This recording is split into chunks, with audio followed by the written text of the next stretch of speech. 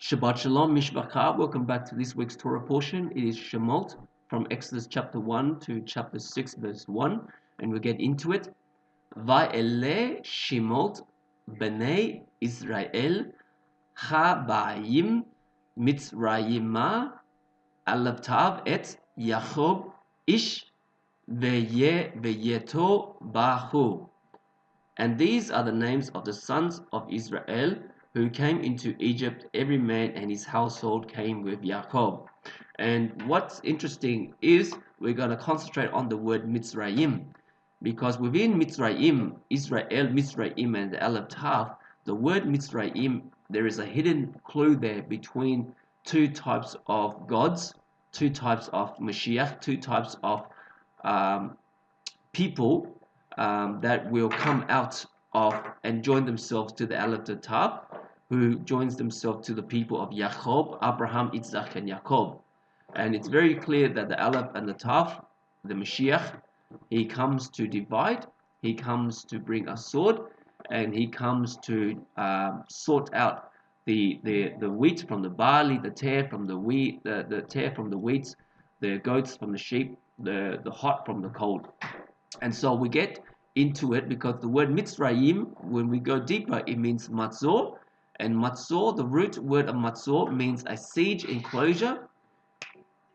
It means the action of an armed force that surrounds a fortified place and isolates it while continuing to attack.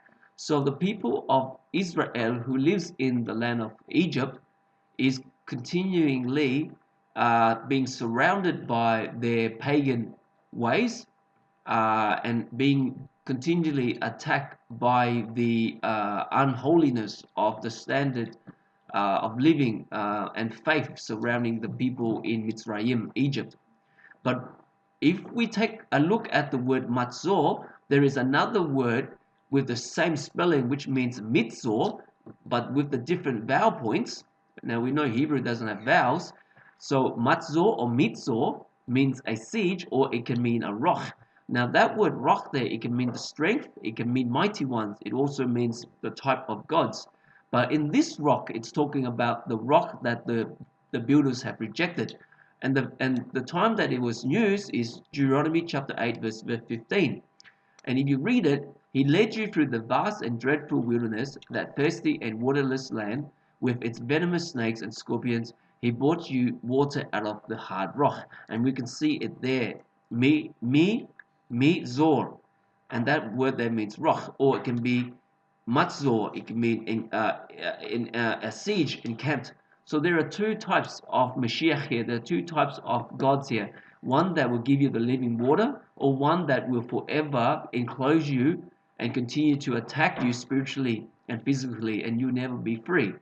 And so the promise made by Elohim, that those who bless Israel will be blessed, and those who curse Israel will be cursed. Now, very interesting, before I go and before you guys get ready for Shabbat, the first word, take the first letter of each of the words in Exodus chapter 1, verse 1, and it will come to the total value is 383. 383 will give you the words for an everlasting or, the same as the or the Torah ora that we sing on Shabbat. Torah ora, hallelujah. Okay, and 383 also gives us the word, the God of the Hebrews. Elehi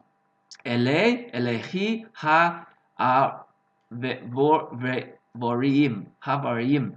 So isn't that amazing that the first letter of each of the words makes the God of the Hebrews? And isn't that amazing that within Israel there is a distinction between Israel and the people of Mitzrayim, and depending on whose Aleph Tav is you're under.